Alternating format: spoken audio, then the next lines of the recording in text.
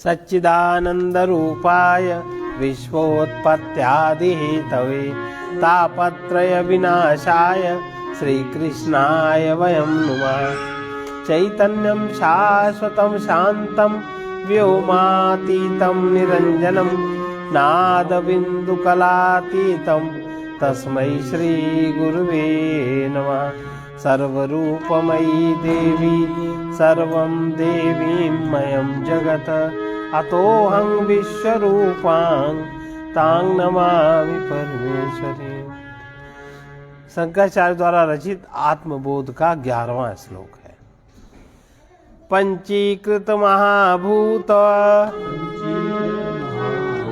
संभवे कर्म संचितम संभवे कर्म संचितम शरीरं सुख दुःखानां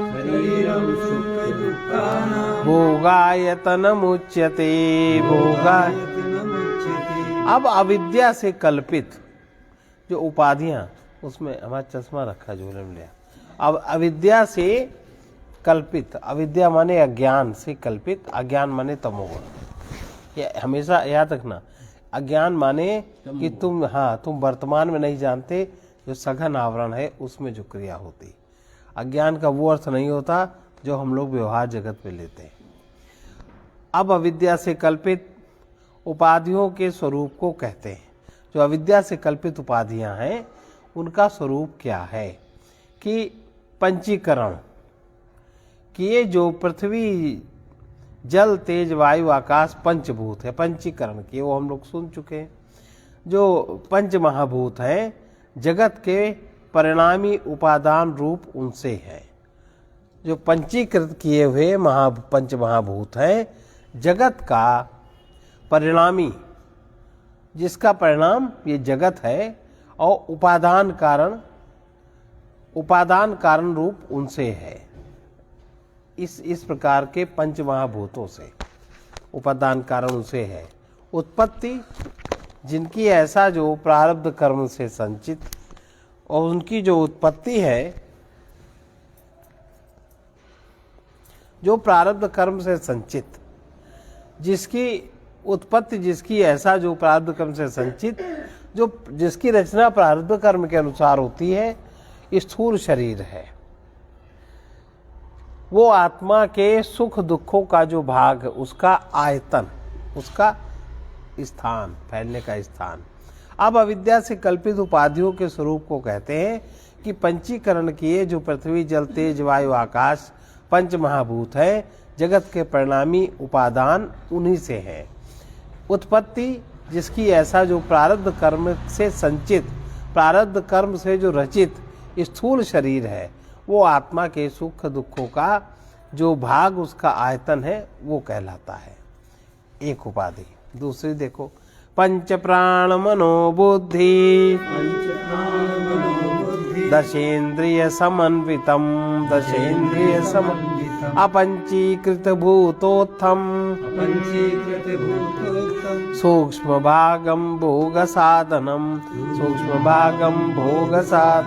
अब सूक्ष्म शरीर, ये तो स्थूल शरीर की उपाधि हो गई, भोगायतन, भोग का स्थान।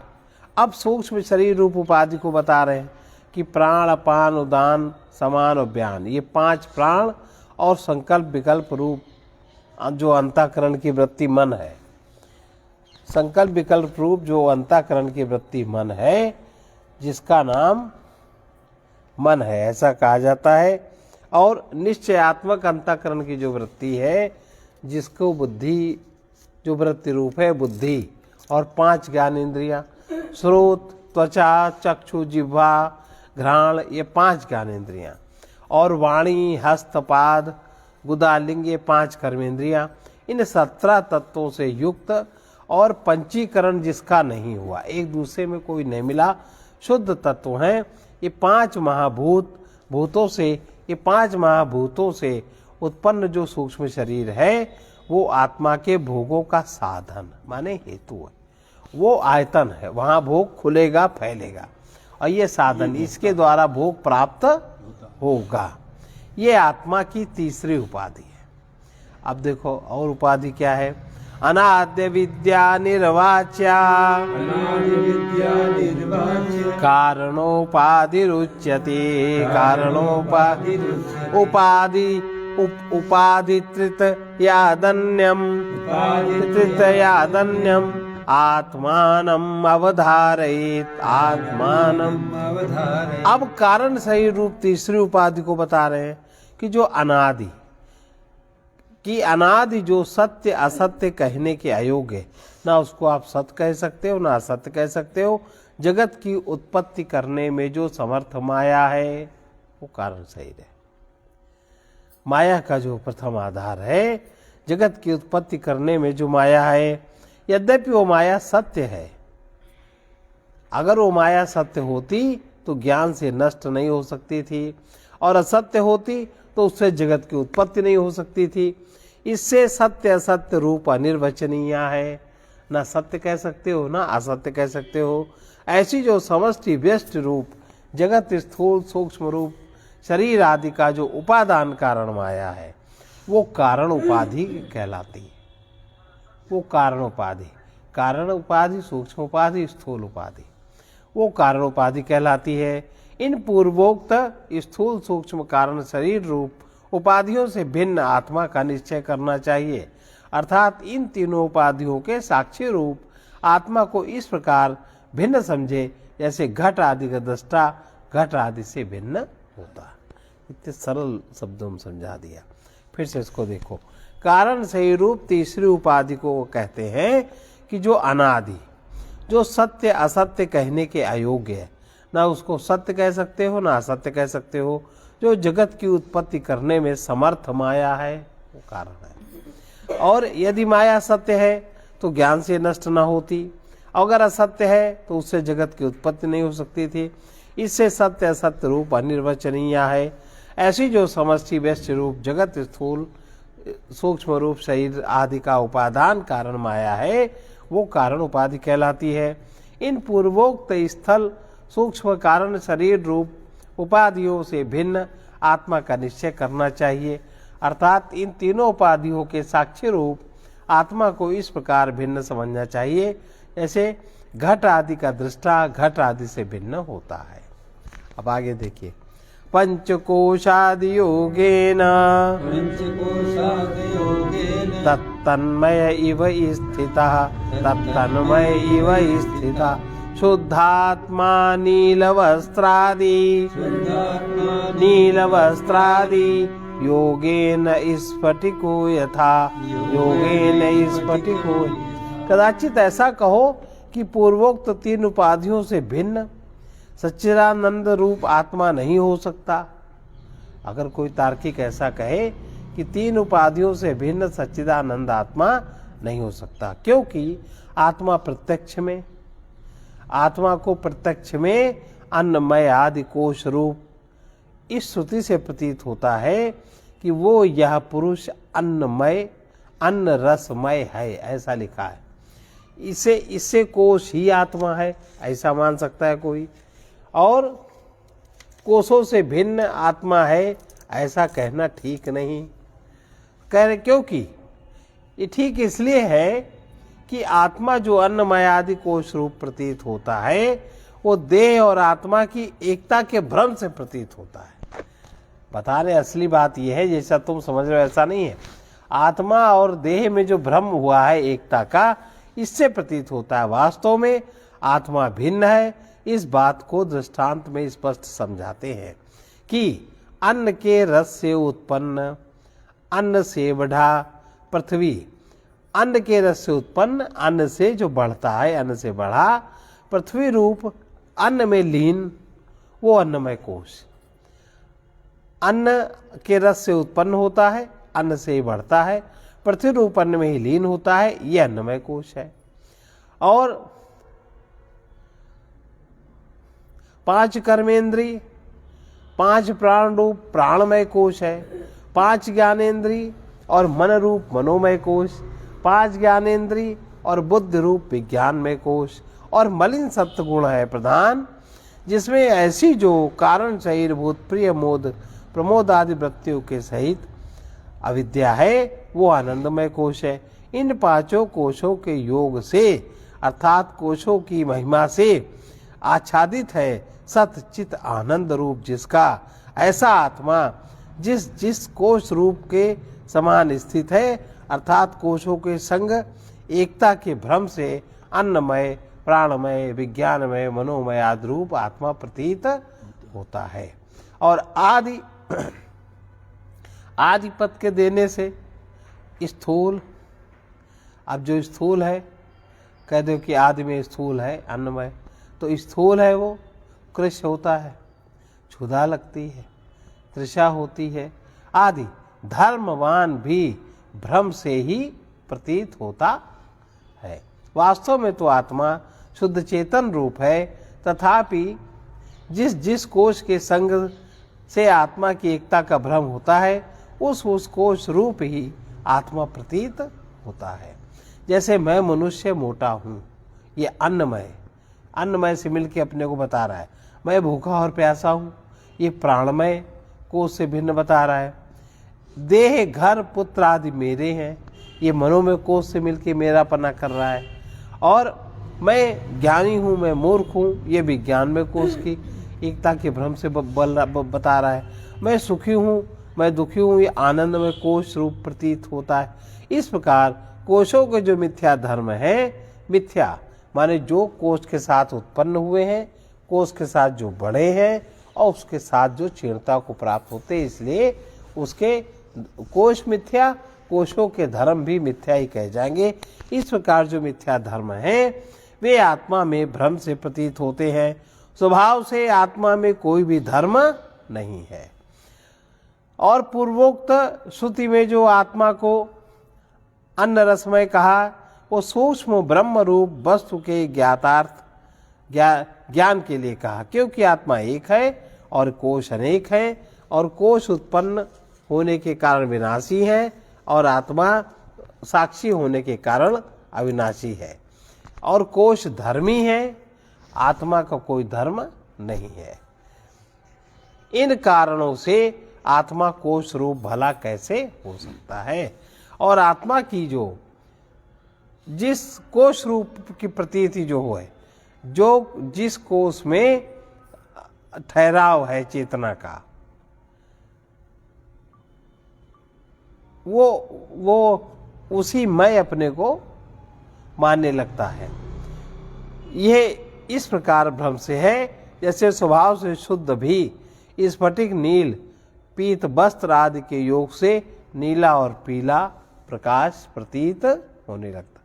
एक सफेद वस्त्र है, नील से उसमें डुबो दो तो नीला लगेगा कि नहीं, पीला रंग वैसे अलग है, और पीला डुबो दो पीला हो जाएगा। अब ये भ्रम तो है, वस्त्र तो वस्त्र है, रंग तो पीला है। वपुस्तुषादिभिः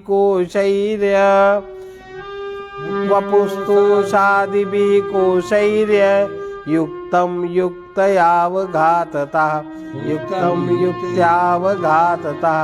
आत्मानं अन्तरं शुद्धं विविच्यात्तण्डुलं यथा विविच्यात्तण्डुलं। यद्यपि कोश और आत्मा की एक रूपता के अभ्यास से आत्मा कोश रूप प्रतीत होता है, तथापि कोशों से पृथक आत्मा का जब विवेक करते हैं तो आत्मा शुद्ध रूप प्रतीत हो सकता है। जब एक रूप प्रतीत होता है तो शुद्ध रूप भी प्रतीत हो सकता है। इस बात को दृष्टांत से बताते हैं। जैसे भूसी आदि से युक्त भी चावलों का शुद्ध आकार कूटना आदि युक्ति के द्वारा भिन्न शुक्ल रूप प्रतीत। चावल भूसी एक ही है, उत्पन्न वो वैसा ही होता है, लेकिन जब उसमें क्रिया की जाती है कूटने आदि की तो भूसी का रंग अलग होता है और भूसी का प्रभाव अलग होता है, चावल का अलग होता है, भिन्न शुक्ल रूप प्रतीत होता है। वैसे ही अन्नमय आदि कोशों की विचार रूप युक्ति के द्वारा कोशों के भीतर व्यापक रूप आत्मा के शुद्ध रूप की प्रतीति होती है। और अन्नमय कोश पंच महाभूतों का कार्य होने से घट आदि के समान आत्मा नहीं हो सकता। अन्नमय कोश देह को आत्मा अगर माना जाएगा तो वर्तमान शरीर में जो सुख और दुख भोगे जाते हैं वे बिना कर्म के ही मानने पड़ेंगे। कि जो ऐसा हो गया कोई कर्म नहीं तब भी, तो जब बिना कर्म के मानेंगे तो हर एक के साथ एक सा होना चाहिए। तो एक सा कहाँ होता? तो एक माँ बेटे का नहीं होता, बाप बेटे का नहीं होता, एक व्यक्ति का नहीं होता, दो समय में एक भोग नहीं होता। और शरीर के जो पुण्य पाप रूप कर्म हैं उनका बिना फल भोगे ही नाश हो जाता, ऐसा मानना पड़ेगा। इस प्रकार अकृत का अश्यागम और कृत का नाश रूप दोष हो जाएगा, क्योंकि शरीर रूप आत्मा जन्म के से पूर्व मरण के बाद नहीं रहता। शरीर रूप आत्मा जब शरीर का जन्म होता है तभी है, और जहाँ वो मरा उसके बाद फिर नहीं रहता। और अपंचीकृत पंच महाभूत का कार्य जो जड़ रूप, जो प्राणमय कोश रूप, वो भी आत्मा नहीं है, क्योंकि वो जड़ और आत्मा चेतन है। और स्थूल देह के समान मनोमय कोश भी आत्मा नहीं है, क्योंकि मन में संकल्प और विकल्पात्मक स्थिति होती है। आत्मा संकल्प विकल्प से रहित है, और मन सत्व गुण का कार्य है, और आत्मा नित्य है। आत्मा किसी गुण का कार्य नहीं है, वो बस है। और विज्ञान में कोश भी आत्मा नहीं है, क्योंकि विज्ञान में सत्व गुण का कार्य है और परिणामी है, और आत्मा परिणामी से भिन्न है। और आनंद में कोश भी आत्मा नहीं है, क्योंकि अविद्या वृत्ति वाला वो घट आदि के समान जड़ है, और प्रिय मोद प्रमोद आदि वृत्तियों से युक्त है, और आत्मा वृत्तियों से रहित और नित्य है। इस प्रकार पंचकोशों से भिन्न जो परमात्मा है वो सच्चिदानंद साक्षी रूप है। ऐसा विवेक से बोध जागृत होता है। तदा सर्वगतोऽप्यात्मा न सर्वत्रावभासते न सर्वत्रावभासते बुद्धावेवावभासेत बुद्धावेवावभासेत स्वच्छेषु प्रतिबिंबवत स्वच्छेषु प्रतिबिंब। यदि आत्मा व्यापक और ब्रह्म स्वरूप है तो सर्वत्र प्रतीत होना चाहिए। तर्क कर रहे हैं किसको प्रतीत होना चाहिए? जो आत्मा अन्नमय आदि से आवृत है उसको नहीं होगा, प्राणमय आदि से आवृत है उसको नहीं होगा, मनोमय विज्ञान में आनंदमय आदि कोशों से जो आवृत है उसको नहीं होगा, क्योंकि सब अविद्या की उत्पत्ति है। यदि आत्मा व्यापक ब्रह्म स्वरूप है तो सर्वत्र प्रतीत होना चाहिए। इस शंका के उत्तर में कहते हैं कि आत्मा तीनों कालों में सब वस्तुओं में व्यापक रूप से विद्यमान भी है तो भी सर्वत्र प्रतीत नहीं होता। अस्थि भाति प्रिय रूप से सर्वत्र यह आत्मा है ऐसा नहीं प्रतीत होता, लेकिन प्रतीत क्या होता है कि अर्थात अस्थि भाति प्रिय, यह आत्मा के तीन लक्षण है। अस्थि भाति प्रिय रूप से सदैव संपूर्ण घट आदि पदार्थों में यद्यपि अनुभव रूप आत्मा व्यापक है। अब हर चीज का अस्थि माने अस्तित्व है, भाति माने हर चीज में प्रकाश है, और प्रियता हर एक में है। तो अस्थि भाति प्रिय रूप से अगर आप उसको समझिए तो सब में अनुभव होता है, लेकिन आपको पता नहीं।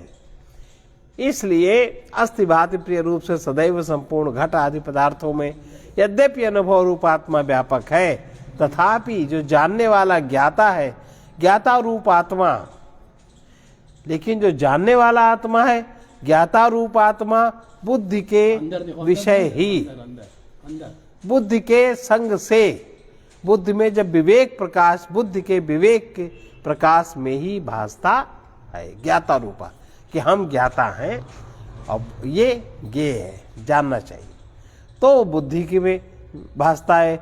जैसे स्वच्छ पदार्थ में ही सूर्य आदि का प्रतिबिंब पड़ता है, स्वच्छ पदार्थ में सूर्य आदि का प्रतिबिंब पड़ता है, मलिन में नहीं। स्वच्छ जल में आप सूर्य का प्रतिबिंब देख सकते हो, मलिनता में, मलिन जल में नहीं देख सकते। अर्थात सत्व गुण का कार्य होने से जो बुद्धि शुद्ध है, जो बुद्धि तमो से लिपटी हुई नहीं है, रजोगुण से लिपटी हुई नहीं है, उसमें इस प्रकार आत्मा का भान होता है ज्ञाता रूप में। जैसे घट पट कांच आदि मृत्तिका के कार्यों में निर्मल जो दर्पण, उसमें ही मुख आदि का अपनी किरणों के द्वारा सर्वत्र व्यापक सूर्य का जल में ही प्रतिबिंब पड़ता है, घट आदि के विषय में नहीं पड़ता। इससे यह सिद्ध होता है देह आदि जो रजोगुण तमोगुण के कार्य हैं, उनमें आत्मा की प्रतीति कैसे हो सकती है। भाई अन्नमय कोश तमोगुण का कार्य, प्राणमय कोश रजोगुण का कार्य है ना, और मनोमय कोश में अगर रजोगुण तमोगुण है तो नहीं होगा, शुद्ध सत्व जागृत होगा तो होगा। बुद्धि जब शुद्ध सत्व गुणी होगी तो उसमें प्रतिबिंब पड़ेगा, तब वो ज्ञान होगा। उसमें आत्मा की प्रतीति जो देह आदि रजोगुण तमोगुण के कार्य हैं, उनमें आत्मा की प्रतीति नहीं हो सकती। देहेन्द्रिय मनोबुद्धि प्रकृतिभ्यो विलक्षणं तदवृत्ति साक्षिणं विद्यात् आत्मानं राजवत् सदा आत्मानं राजवत्। देह इंद्रिय आदि में वर्तमान में, देह इंद्रिय आदि के लिए वर्तमान में भी आत्मा उनसे भिन्न है। हम लोग इस तरह का व्यवहार करते हैं कि हम देह इंद्रिय आदि से भिन्न है। अब आप जागृत नहीं हो इसलिए आप समझ नहीं पाते, जो जागृत है वो समझ जाते हैं। इस बात को दृष्टांत से स्पष्ट करते हैं। देह 10 इंद्रिय मन बुद्धि हो प्रकृति माया, इनसे विलक्षण देह आदि माया के कार्य हैं, जड़ हैं, परिणामी है, ये सब दृश्य हैं।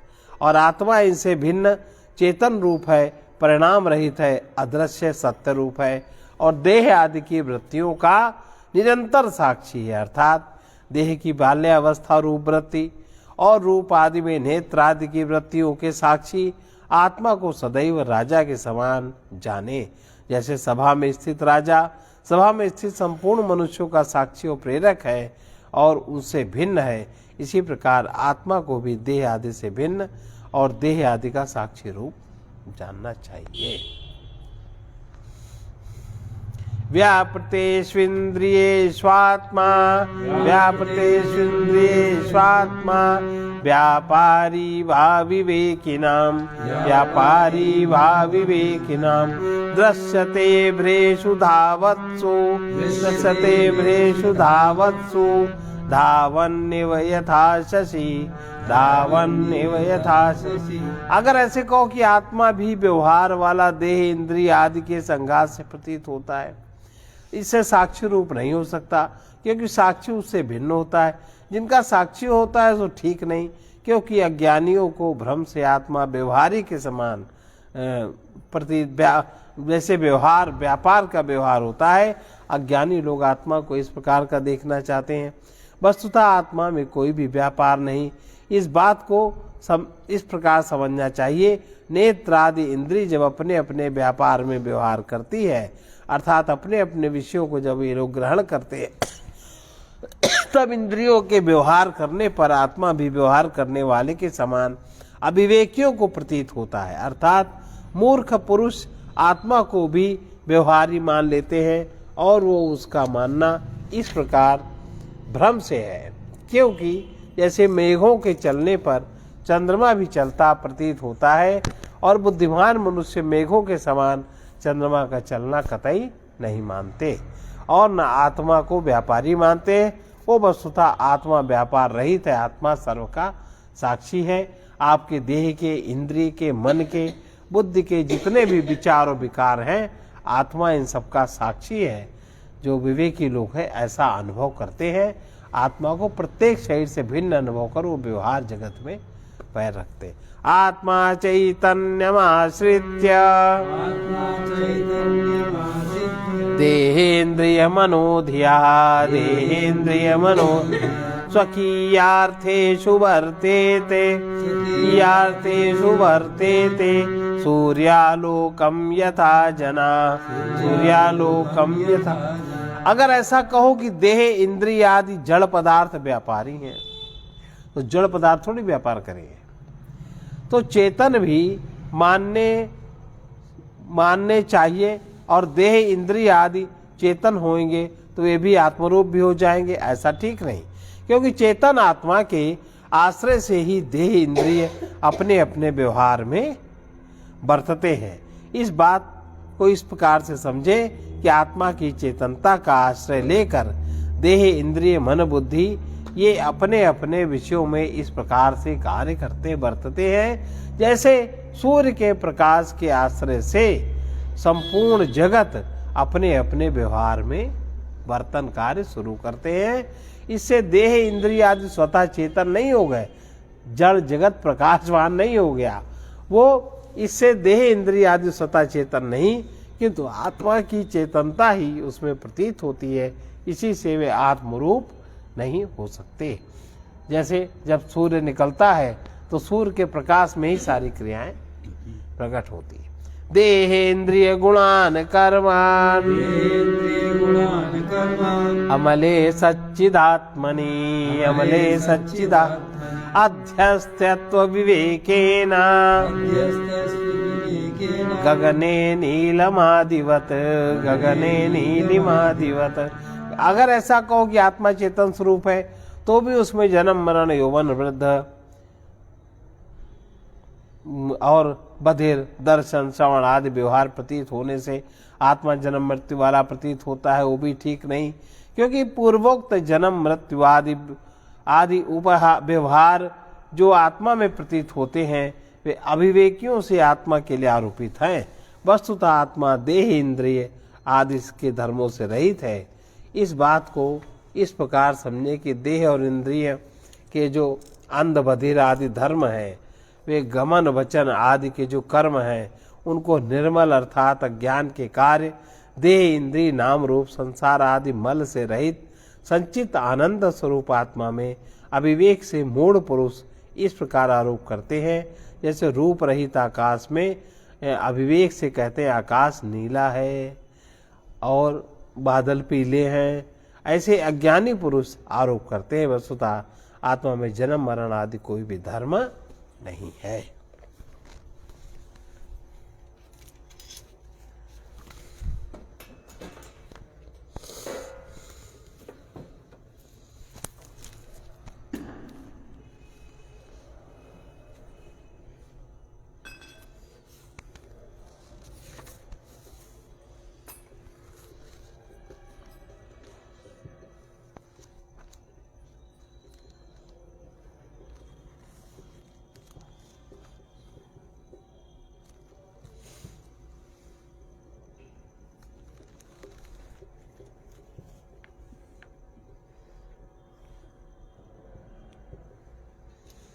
उठो मानव आँख खोलो, सो चुके हो अब न सोना। उठो मानव आँख खोलो, सो चुके हो अब न सोना। स्वर्ण घड़ियाँ कदाचित तुम खो चुके हो अब न खोना। स्वर्ण घड़ियाँ कदाचित तुम खो चुके हो। बहुत ही सुंदर समय है, बहुत ही सुंदर समय है। जागृत जीवन बिताओ, जागृत जीवन बिताओ। कहीं भी कर्तव्य पालन, कहीं भी कर्तव्य पालन में न तुम आलस्य लाओ, में न तुम आलस्य लाओ। सबल होकर बहुत दुर्बल, सबल होकर बहुत दुर्बल हो चुके हो अब न होना। हो चुके हो अब न होना। स्वर्ण घड़ियां कदाचित तुम, स्वर्ण घड़ियां कदाचित तुम खो चुके हो, अब न खोना, खो चुके हो अब न खोना। मोहनिद्रा में तुम्हें जो, मोहनिद्रा में तुम्हें जो दिखता ये मधुर सुख है, दिखता ये मधुर सुख है। अरे यह सब स्वप्न है बस, अरे यह सब स्वप्न है बस, इसी सुख का अंत दुख है, इसी सुख का अंत दुख है। तुम अनेकों बार अब तक, तुम अनेकों बार अब तक रो चुके हो, अब न रोना, रो चुके हो अब न रोना। सबल होकर बहुत दुर्बल, सबल होकर बहुत दुर्बल हो चुके हो, अब न होना, हो चुके हो अब न होना। मिल रहा है वही तुमको, मिल रहा है वही तुमको, जो कि पहले से दिया है, जो कि पहले से दिया है। उसी का फल सामने है, उसी का फल सामने है। शुभाशुभ जैसा किया है, शुभाशुभ जैसा किया है। बीज अनुचित कर्म के यदि, बीज अनुचित कर्म के यदि बो चुके हो, अब न बोना, बो चुके हो अब न बोना।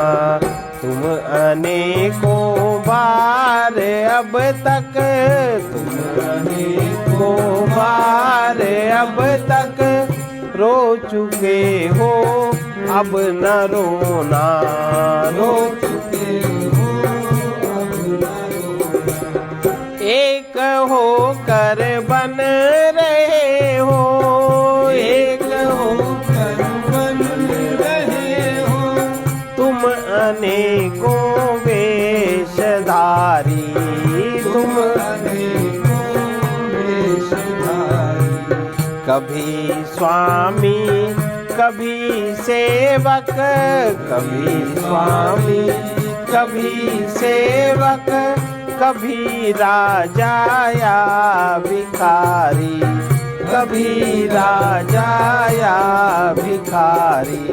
पथिक क्या क्या अभी तक तुम, पथिक क्या क्या अभी तक तुम हो चुके हो, अब न होना, हो चुके हो अब न होना।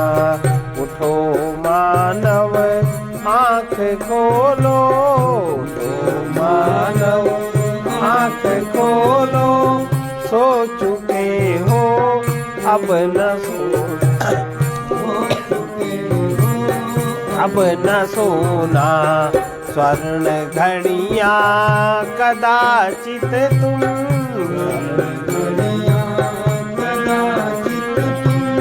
खो चुके हो, अब न खोना, खो चुके हो। जागरण स्व और पर को पृथक कर देता है। जागरण में सब भय समाप्त हो जाता है। जागरण में अनित्य देहादिक वस्तुओं से तादात्म्यता नहीं रह जाती। जब विषय सुख में तथा सुखद वस्तुओं में राग नहीं रह जाता, तब साधक जागृत है, ऐसा जानना चाहिए। जड़ देह से अपने को असंग देखना ही जागृति है।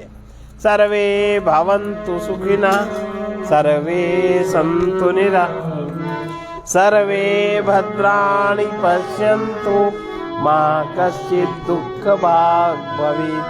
कृष्णाय वासुदेव हरये परमात्मने प्रणतक्लेशनाशाय गोविन्दाय नमो नमः। उग्रवीर महाविष्णु ज्वलन्तं सर्वतोमुखं नृसिंहं भीषणं भद्रं मृत्योर्नमाम्यहम्। ॐ ह्रौं जूं सः ॐ भूर्भुवः स्वः ॐ त्र्यम्बकं यजामहे सुगन्धिं पुष्टिवर्धनम् उर्वारुकमिव बन्धनात् मृत्योरमुक्षीयमामृतात्।